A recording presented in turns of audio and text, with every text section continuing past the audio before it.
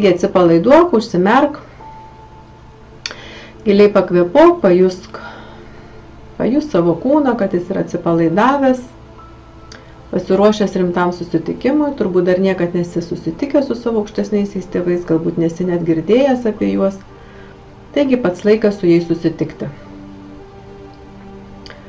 Dabar visi nukeliaujam į besąlyginės meilės lygmenį, kur esi tik tai tu ir besąlyginė meilė. Aplink tave yra tik besąlyginė meilė. Prisipildyk visą savo kūną ramybę, išmintimi. Susiliek, ištirpk toj besąlyginiai meiliai. Ištirpk joje.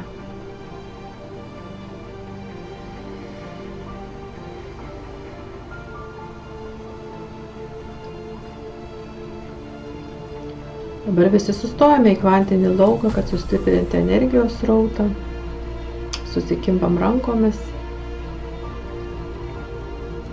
Tiesiog jaus, kaip per rankas eina didžiulis energijos srautas, besąlyginės meilės, išminties, ramybės, klestėjimo, visko, ko tau reikia. Tiesiog jis yra stiprėja, stiprėja, stiprėja, kuo mūsų daugiau, tuo srautas yra didesnis. Ir kur jau pavedu dabar kiekvienam iš mūsų leisti susitikti, sudaryti galimybę susitikti su mūsų dvasiniais tėvais,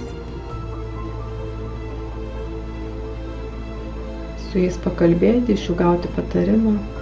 Dėkoju. Ir tiesiog stebėk, jeigu tu gali matyti, priekyje tavęs ateina tavo dvasiniai tėvai.